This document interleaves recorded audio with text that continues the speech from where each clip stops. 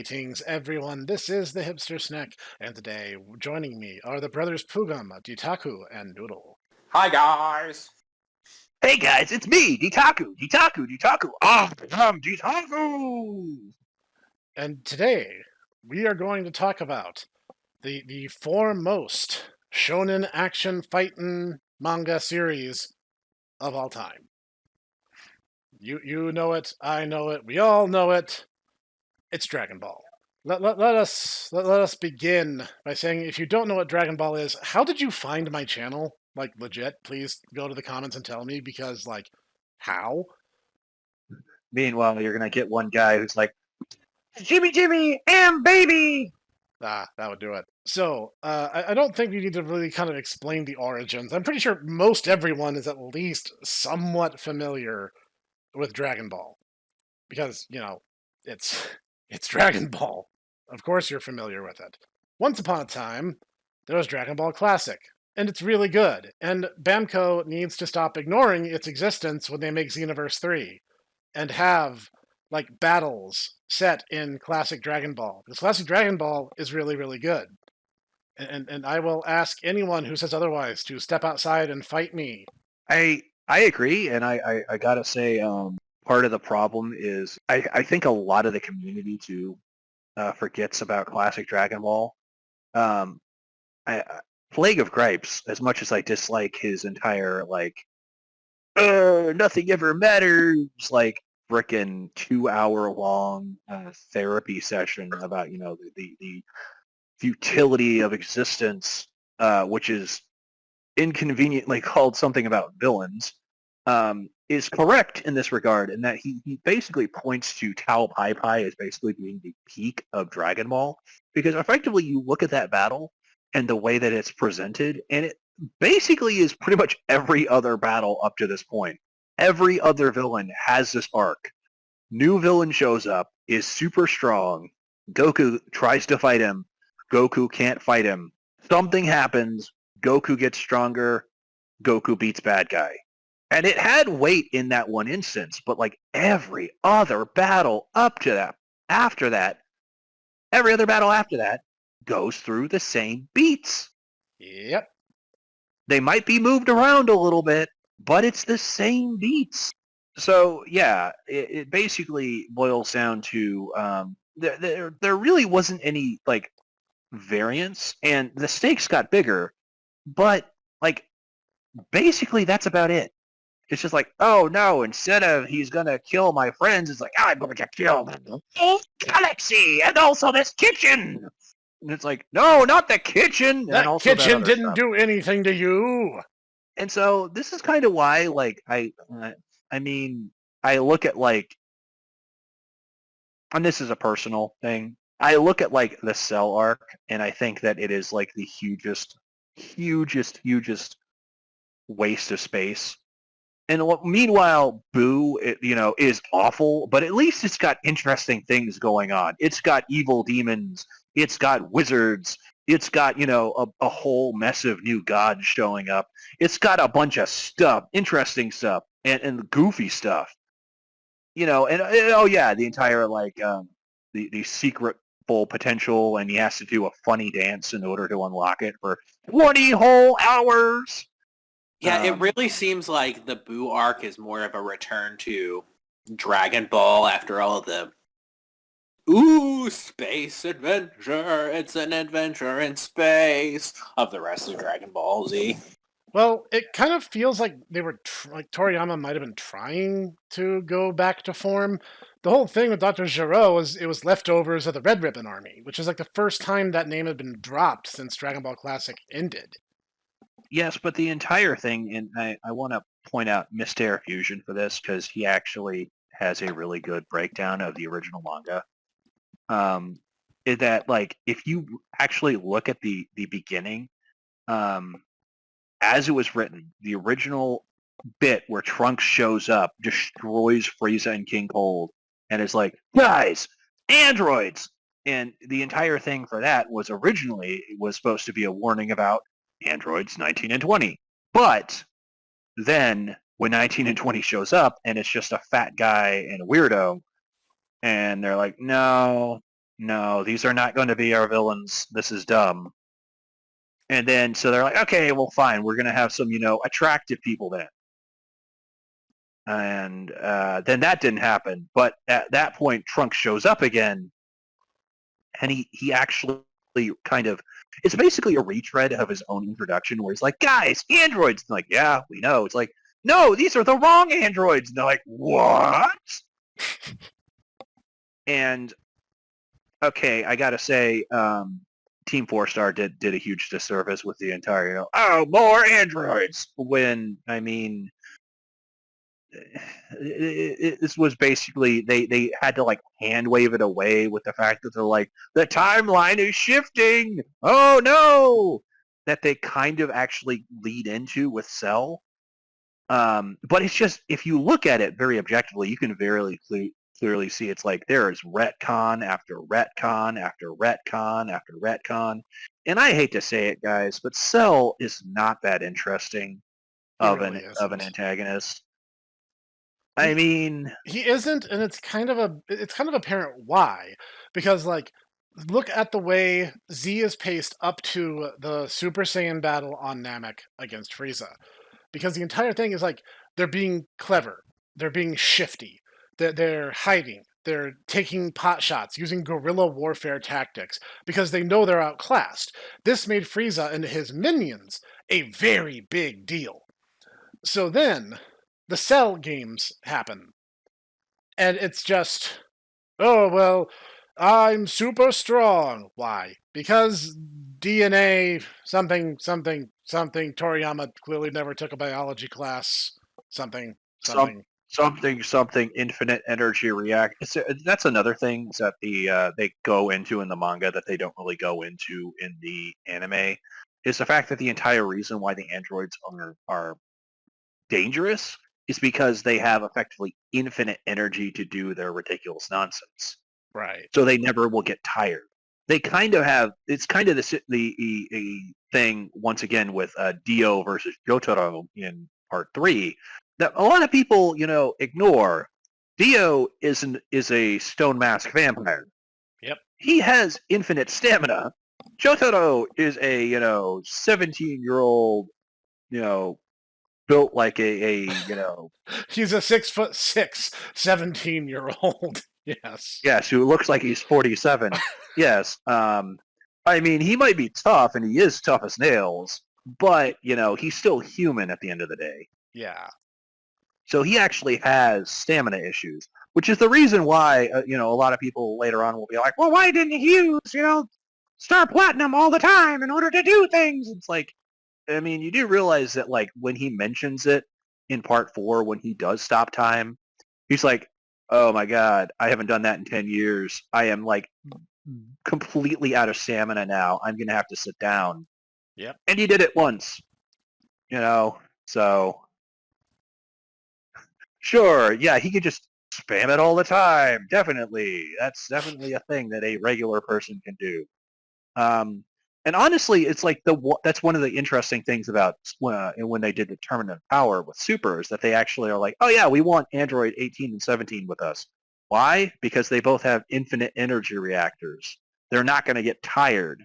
So this entire hour-long battle that's going to happen, they can just go all out like the entire time and it's okay. So yeah, basically that's kind of my issue. The issue is that honestly, I see commentators in the community, and they just do not seem to get that, the entire thing with Dragon Ball is effectively, it's just Toriyama wanted to do cool, funny things. Yep. They really want it to be like Hunter x Hunter or JoJo's Bizarre Adventure or One Piece. Something that actually has like a really broad, sweeping narrative with like nuance and like characters that actually, are like have internal monologues rather than, hey, man, I sure do want to eat. Ignoring the fact that at its heart, Dragon Ball started as a comedy. Like, yeah, there's action, there's fighting. Toriyama loves his kung fu films, there's no doubt about it. But it's a comedy. It was always a comedy. This is why you have silly things like Goku spinning his monkey tail and flying like he's Tails the Fox.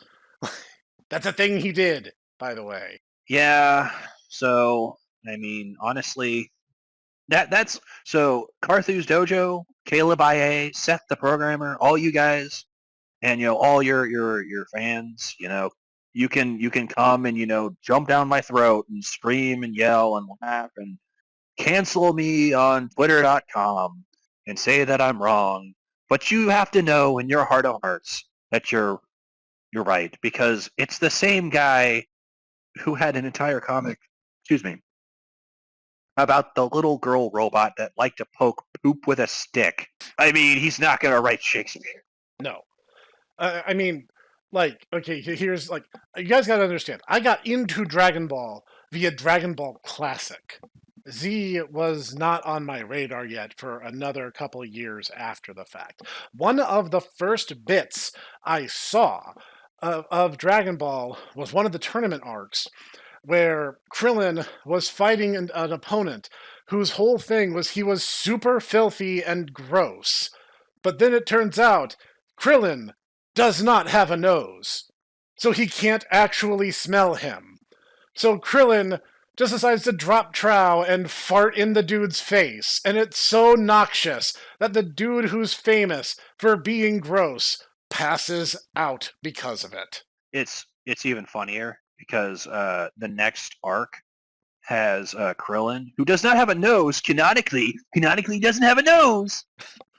Bulma, they go to a pirate cave, right, in order to find a Dragon Ball. Right. And they're like, "Ah, man, we didn't get the Dragon Ball." But Bulma proceeds to, she's wearing a bikini, by the way. She proceeds to pull a ruby out of her bikini bottom and goes, "Yeah, but at least I have this. Here you go, Krillin. I'm rich. You can have this." At which point, what does the little scamp do? That little precocious little tot. He sniffs it. Of course. With that nose he doesn't have. That nose. Yeah, let's review. The Dragon Ball boils down to two key tenets. The first being Toriyama thought it was cool or that it was funny. The other tenet is he forgot that he wrote that. I honestly think it's just a gag. I mean, I'm in this entire is it canon? Is it what's going on here? It's like, guys, I think we're thinking entirely too much about this joke about this little pervert trying to sniff something that was right next to a lady's no-no zone. I mean, it also boils down to the fact that Toriyama clearly wrote via the seat of his pants. Like, when he made Demon King Piccolo, the idea he had was that Piccolo was a demon. He was part of the demon clan. The whole thing about Namek and being weird alien slug people, he made that up later because he wanted to do sci-fi space adventure. Oh, I mean, he said as much in interviews. He said that basically he wrote it month by month. Yeah. Yeah, so it's very interesting, and it's a testament to his writing that he's able to keep it as cohesive as it is. Especially given how much there is in the first place. But, I mean, you compare it to, One Piece, where, you actually look back at the original arcs, and there are, for instance, at one of the earliest little, asides that he does in his little title page art spreads that he does, is of this mermaid being chased by a shark. 800 chapters later, during the Saba Odi arc, you actually encounter that mermaid. And she was being chased by a shark. So he very clearly intended for her to show up, but Well, unlike Dragon Ball, Oda said that he had a through line for One Piece from beginning to end years ago. It says that he's added stuff to it since then. Whereas Toriyama has basically admitted, he's like, yeah, I made it up as I went, and stuff like, oh yeah, I forgot Super Saiyan 2 existed. Well, it's not that he forgot Super Saiyan 2 existed. He forgot that Super Saiyan 3 was not Super Saiyan 2. That was the thing. Yeah. But just kind of goes to show you how little Super Saiyan 2, apart from the fact that, I mean, let's be real, the only time that it actually looked different was with Teen Gohan. Yeah. Pretty much with everyone else, it just is Super Saiyan, but you have lightning crackling around you, which is interesting because in the anime, they add the lightning crackles anyway, so Kind of undermining the purpose a little bit. yeah, pretty much. And then for some reason, you get caveman eyebrows and hair long enough to wipe your own butt. Unless you're playing Xenoverse 2. Yeah, sadly, the player character, when you go Super Saiyan 2, does not actually get the brow ridges. Aw, man. No return to monkey. Oh, you know what's Yeah. worse? I played a Boo. So the other thing that sucks? I was a stamina physical attacker. You want to know what the Boo species transformation is? It's Kid Boo, who is a key attacker. Yeah, my transformation is Kaioken. Dude, I played a human. Oh, You know, my transformation was...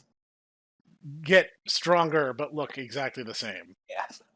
Well, in Xenoverse 2, you get this transformation that you summon Nimbus, and you actually get your attack stats to go up, and you become much faster.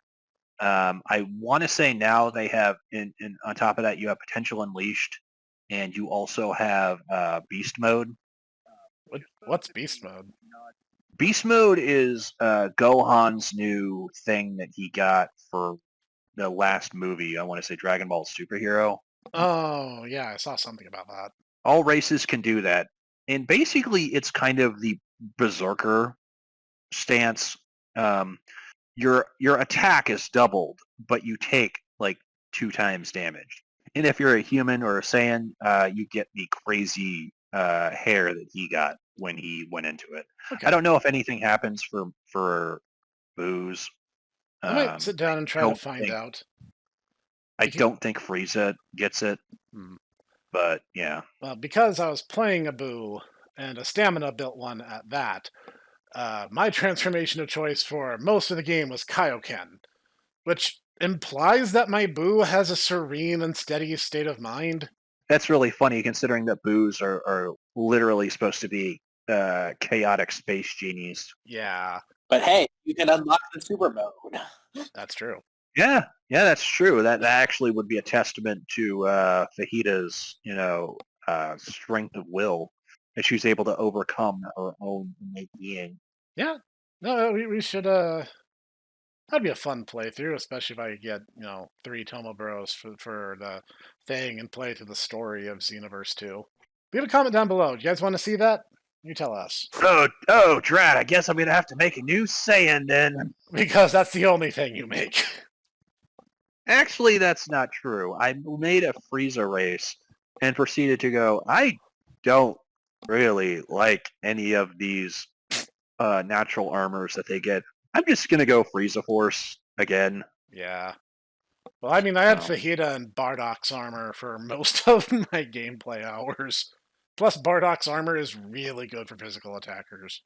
Yeah, you think that's another thing that, you think that, by the time of Direction F, you think that scatter technology would have advanced. I mean, you literally have 360 surround your entire head scouters. And yet somehow they're like, oh no, guys, it's something above a power level of 30,000. Well, guess I die. But Frieza's base power level was higher than that. Yeah, and he mentions that is like the base power level of my second form is around 1 million. How does he know that if it wasn't measured? Yeah. Can we also say, let's talk favorites here, gentlemen. Favorite Dragon Ball movie? Mine, Father of Goku. It's all about Bardock. Technically speaking, that's not a movie. It was a TV special, but I will allow that to pass because if we go that route, that also means that the Trunks prequel is also off the table. And ironically, that one actually is better than the manga rendition. Really? Yep. Are you allowing the new movies too? Sure, why not? Because if that's true, I'd probably say Battle of Gods then. That is a good choice. Battle I of actually- Gods was what got me back into Dragon Ball. So, Oh yeah, because we got the entire DVD bundle pack of Battle of Gods and a bunch of the specials. Yep. Um, and because not long before I went on Amazon and I was like, you know what would be really funny? If I made Dutaku watch Dragon Ball Evolution. So we did. And we were like, wow, that was somehow worse than people made it sound. We did not think that was possible. Yeah, I had never actually seen it up to that point, and now I have seen it, and well, I'll tell you something funny. OG Goku has killed Dragon Ball Evolution Goku. Has he? Yes, because the actor for Goku was the dub voice for Supreme God Zamasu. I think I remember reading that, and he said something about, like, it's the least I could do after what happened with Dragon Ball Evolution. No, I think he did a good job, honestly. He did. He really did. Zamasu, as much as people like to rag on the Goku Black arc, I really think that Goku Black is probably the best bit of Super, just because it literally is like, oh yeah, it's the one time that the villain recognizes, like, yeah, these Saiyans, they're kind of busted. They're kind of like really, really, really, really, really broken. Wonder if I could get me any of that. He starts abusing the Dragon Balls too? You honestly gotta worry. You honestly gotta wonder if, like, the Zenkai was so well documented, and there was the Frieza, the pod technology things. Why didn't, like, Ginyu jack, like, Vegeta or Nappa's body or something, and then have his teammate, his very trusted lieutenants beat him half to death, stuff him in a healing pod, and wash, rinse, repeat? Well, there's an in-story version and there's the extra canon version. So in-story, that would have incurred the wrath of the then living Saiyan royal family, and that would not have gone well for anyone because apparently King Vegeta was a big deal among his people. Now, the meta reason is Toriyama hadn't thought of the Zenkai boost yet. But that happened after. But that didn't explain why it didn't happen after after Planet Vegeta got destroyed. I mean, fair. But remember, he basically had the same thing happen. He hijacked Goku and then couldn't use any of his abilities. He had no idea what he was doing. Well, he couldn't use his special techniques, but he still had his raw power. Yeah, he could like punch and kick and stuff. Was that it's like the strongest Saiyans were well within range that he could have had, like, he could have jacked, either Vegeta or Nappa or, Raditz' body, and then had his underlings murk them in his body, and then, power level himself up even higher than they ever were. It just doesn't make sense. Well, you should be happy to know, Noodle, that Ginyu actually showed up one more time in Dragon Ball Super. Yes, and Vegeta finally went 5 for 5. Yes. I'm kind of disappointed because, like, Ginyu is like such a crafty dude, and yet the entire time of like, it doesn't matter, I'm just stronger than you. It's like, oh, okay. So what about you, Noodle? You didn't weigh in on your favorite Dragon Ball movie. I think the first Cooler movie, probably. Oh, okay. I really like Cooler as a character. Tell you a funny story. When we first played Xenoverse 2, one of the options you get is to align with the Frieza Force or Cooler Squadron.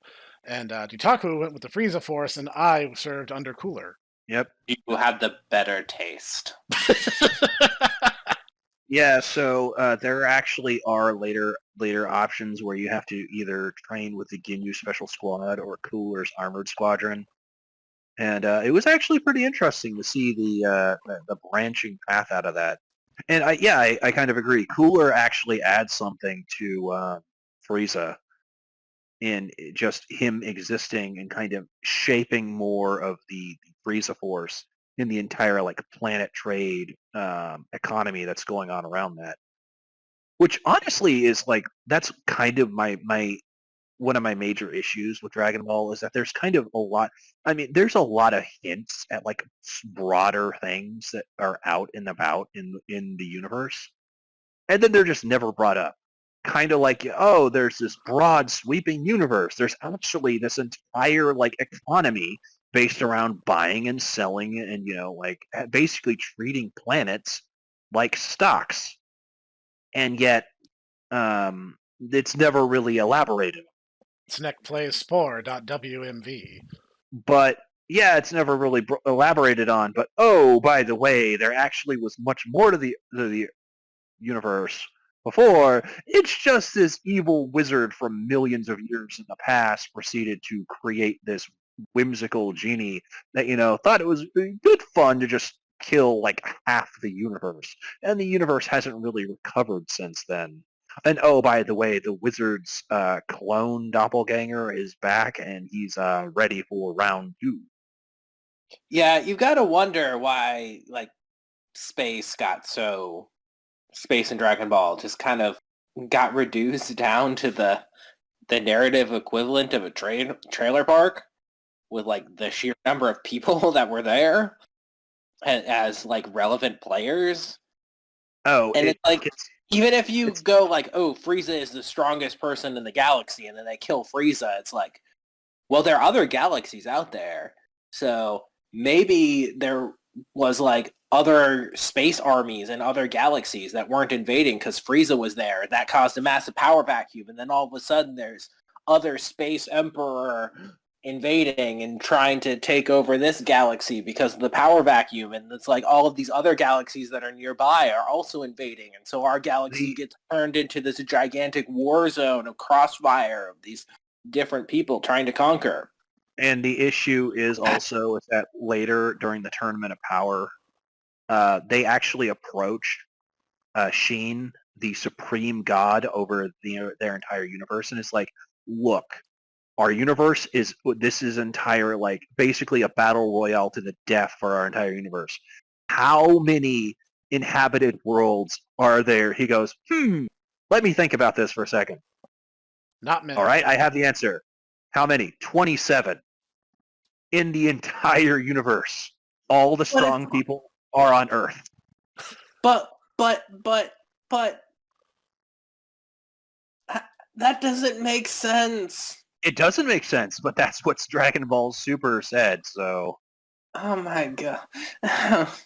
Oh, sweet merciful Kami above. He's dead. Now, by the way, they're later, in a later arc, actually, after this, they mention that there are other races that have similar abilities and traits to Saiyans. Like, there is a guy who actually has basically... the mystic eyes of death perception from Type Moon? Yeah. Yeah, he can basically, like, see, like, the way that fate will work and, like, can basically, like, do hacks things with his eyes.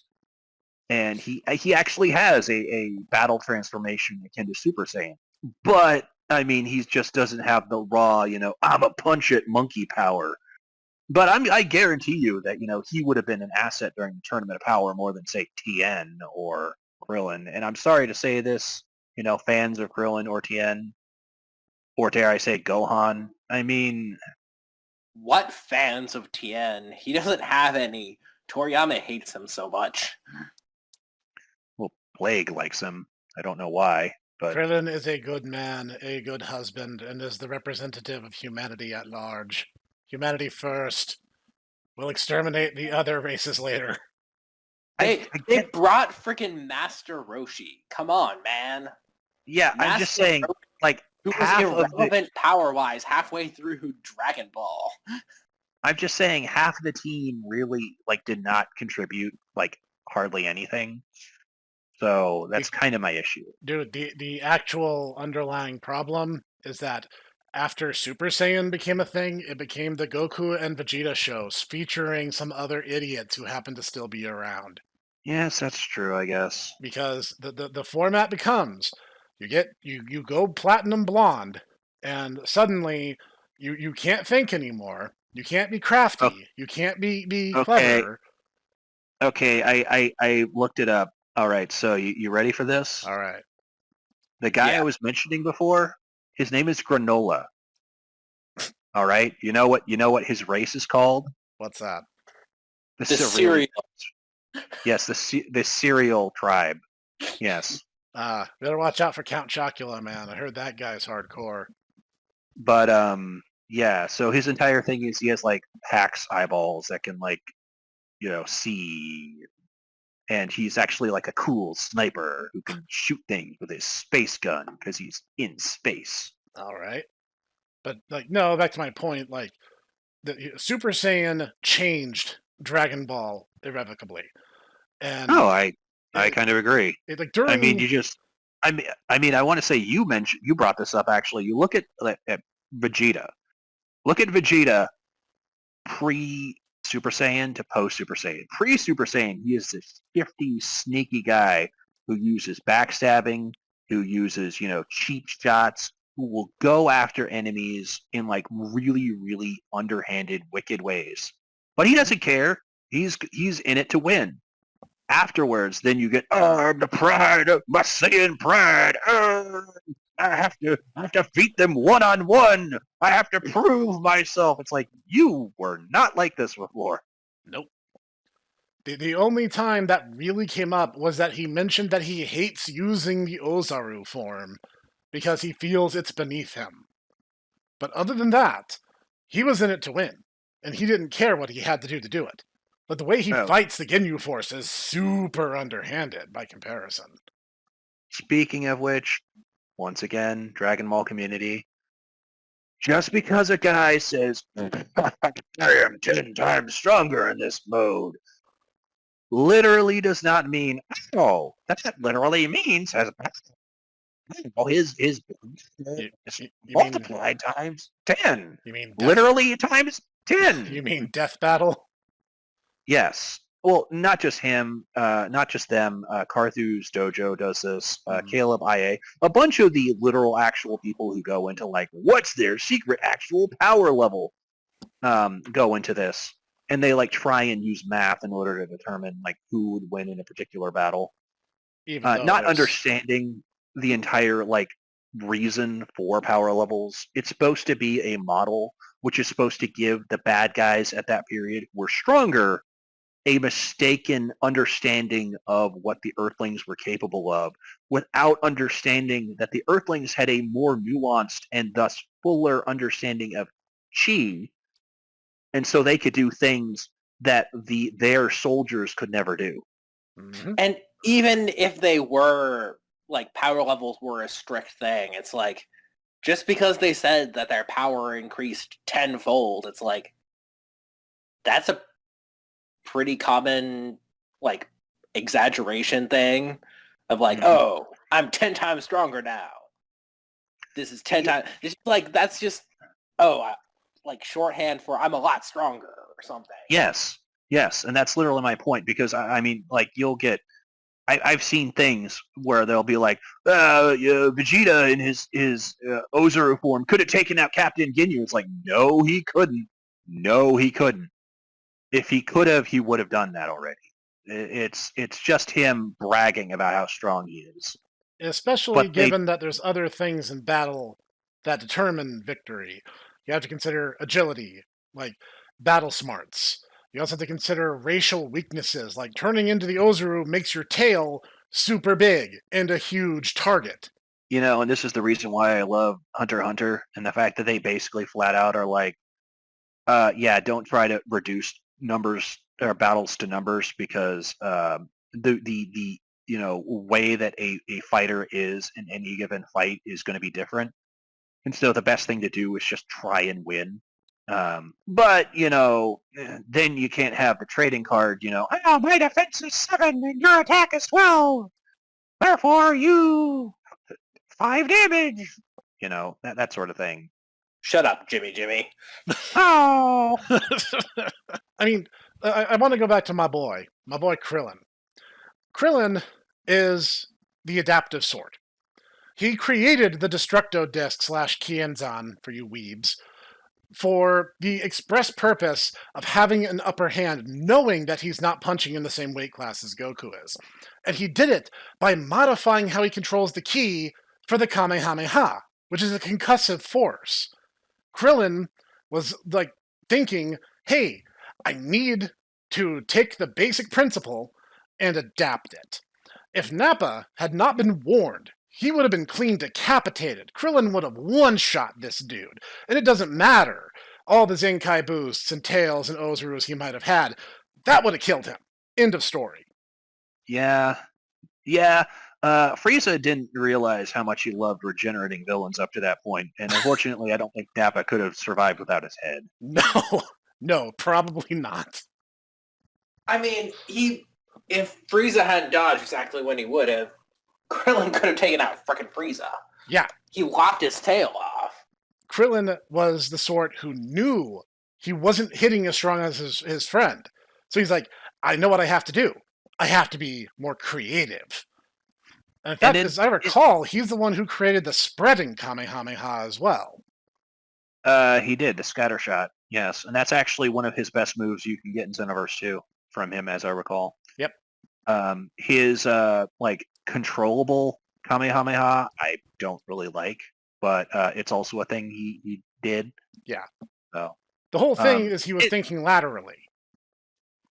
Yes, which is unfortunate that, as Plague of Gripes kind of mentioned before, that there never really was like either a Hunter x Hunter or a Naruto-esque training segment where they actually sat down and explained the way that their skills work, their powers actually work, and how ki actually functions.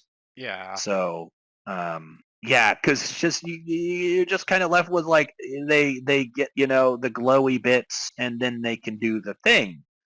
They never really explain like, okay, now my powers and suffused with the essence of the cosmos, and now I can do superhuman things and I can perform miraculous feats. But oops, I'm talking about wuxia cultivation now rather than Dragon Ball. I'm just saying.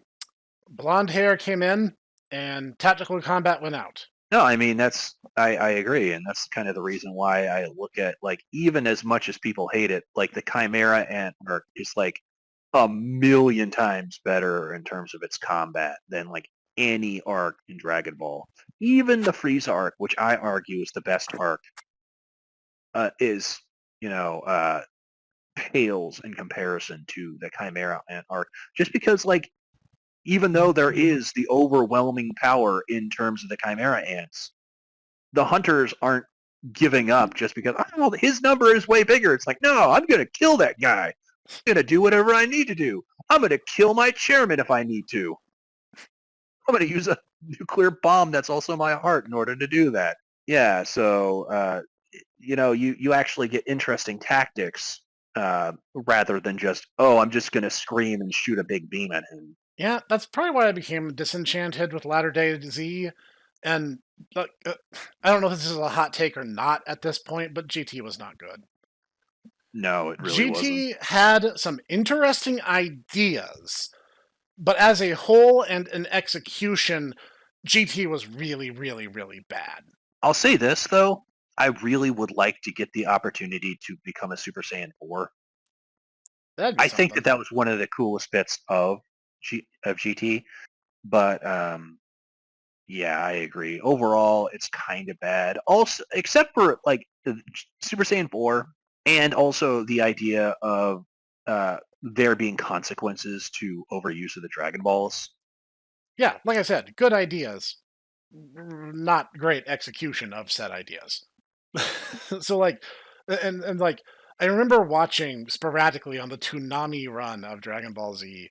And there was just like, I'd kind of fallen off. Like I'd seen the Saiyan arc, I'd seen most of the Namek arc, and I fell off for a bit. I pretty much missed the androids until like way later. I picked up in the Boo arc, and there's suddenly like, Dragon Ball babies, we make our dreams come true. And it's like, what's going on? Why are there so many like babies? And why do the babies have Super Saiyan? And why is it like this? And it was so bizarre. It was just beyond strange. And I was just watching like, this is not what I remember Dragon Ball being like. It's just beam spamming, and that's all it is. They're just spamming beams, and there's no thought, there's no nuance, and so like I fell off. Then I made that unfortunate Pugum over there watch Evolution. And he was like, well, okay, Mr. Smarty Snek, how about we watch Resurrection F and Battle of Gods? And I was like, you know what? Fair cop. Then we watched it, and I'm like, holy crap, this is really, really good, actually. And so we launched into Super, not the earliest episodes of Super, the bits that would have chronologically come after Battle of Gods. And I'm just like, it's not perfect, but it's pretty darn good. Yeah, we started with the Universe 6 Battle Royale, as I recall. Yep. And yeah, that bit is actually really good, especially the bit where they actually have Beerus and Champa actually basically being brothers, which I honestly think is probably the best bits of Beerus. Yes. He's like, I am this cosmic god power. Now, excuse me, I need to have a very petty battle about who is better between my brother and I. Sibling rivalries. Am I right, bro? Yep. Except there's, you can tell that they're brothers because they constantly are going at each other. There's no like, oh, well, I'm going to call Dad. It's like, oh, no. No, it's way more seething and picking at sore spots with the other one. But I do want to say I don't want this episode to go out on a sour note. So let me bring this home for a minute. Like, the reason people get passionate about Dragon Ball and its sequels and spin-offs is because at its heart, it's a simple concept done mostly well. It is silly, it's overwrought, but that's the point. It's just it's kung fu movies with space lasers and key beams and weird nonsensical alien physiology. It's supposed to be fun and it's supposed to be silly. And every now and then there's a little robot girl who pokes poop with a stick. That's a Dr. Slump reference. So yeah, and I want to say, in the heart of it, I do appreciate, people being excited for Dragon Ball, but I also got to say, ladies, gentlemen, cosmic space starfish wizards who wish to devour reality that, actually aren't actually starfish wizard, because it's been a while since I actually read Sailors on the Seas of Fate. Dragon Ball is supposed to be silly. Please relax. Just repeat to yourself, it's just a show. You should really just relax. Yes. And that's why the best shonen battle anime is To Love Ru Darkness. The high school DxD. Yeah, I'm not touching that one with a 30-foot pole. That is simultaneously a Medaka box reference and also incredibly based. So you can't yell at me to shut up about Medaka box because that was not me. For once. And what could have happened? It could have been so much worse. Because imagine, if you will, an alternate universe where the live-action One Piece remake happened way before it did in our timeline. And Dragon Ball Evolution ends with a man walking up to Goku and saying, I'm here to recruit you for the Jump Force. You're imagining it now. I'm just saying. I'm imagining it now. And now I'm trying to imagine them trying to add in Live-action Naruto. Live-action Naruto and live-action, like, a race-swapped Medaka Kurakami. Like, how would they do that? Shit, they would have cast Zendaya. Oh, why do you gotta do this to me, man? And Itaku just deflates into a little balloon man on the floor. I don't like her. I don't like her at all. She's just not pleasant. Like, and none of her characters are pleasant. I don't like any of the movies she's in. She just doesn't strike me as even pleasant, like, as a person. I don't know why she's. And most celebrities aren't, so that's understandable.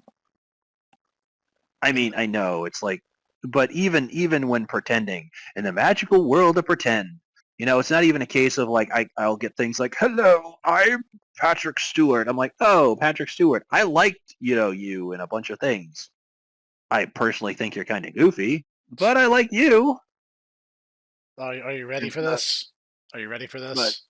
like with Zendaya, I don't even like her, the things she's in. Oh no, I'm ready to up ante now because Okay. live action Naruto would be played by Tom Holland. No, that makes sense because Naruto is supposed to be like kind of annoying, and Tom Holland is like supposed to basically specializes in, hey guys, I'm a really loud, awkward teenage boy, even though I'm like in my 40s.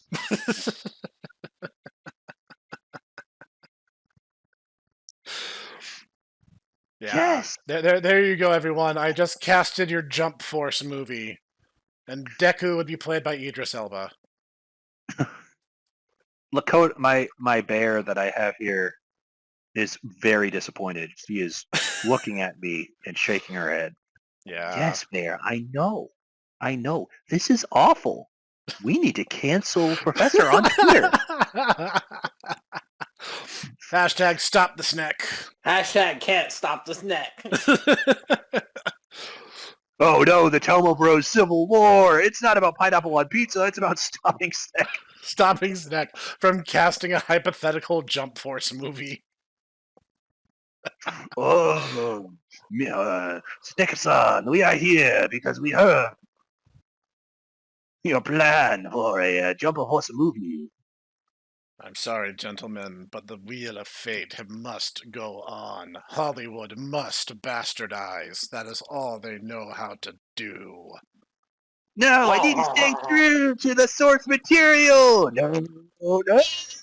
The decision is... On. I have come for you to join me, Snek-san. It is I, French video game developer Hideo Kojima.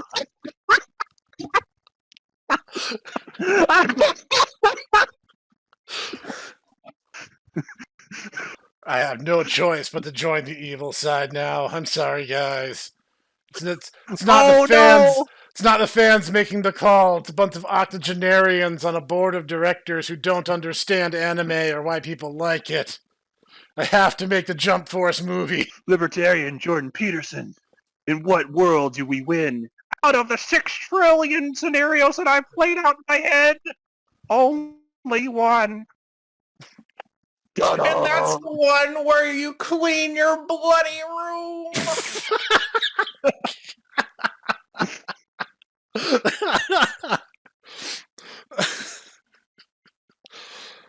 Oh, man. If you guys have listened this far and entertained our inane ramblings, please like, comment, and subscribe, because that helps us out a lot. Oh my god. Wow, that was a callback. This is Libertarian Jordan Peterson, and I'm saying, so long, and clean your room. Thank you for joining me, fair brothers Pugum. It is always fun to indulge in some shonen fightin' goodness. Your ambition will not be stopped today, Snek. Dragon Ball Z is pretty fun, despite everything that, we talked about. All the Dragon Ball series they can be pretty fun. All you have to do is shut off your brain and just enjoy the spectacle, and I think that's why they're really popular. Yeah, that's fair. Ditaku. I like Dragon Ball. I mean, that's basically why I made my own Dragon Ball with furries and space wizards. Hot werewolf waifu muscle mummies, yes. Yes. So I take everything I've said with, understanding that I really do like Dragon Ball. It's one of my favorite animes. I have spent entirely too many hours playing Xenoverse. It drives me up a wall to see people making it something that it's not.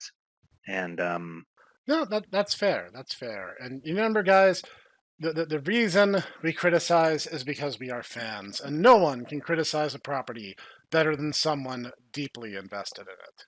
All right. So I think that wraps us up for today. Like, comment, subscribe. This has been the Tomodachi Brothers with another episode of the Tomodachi Brothers podcast.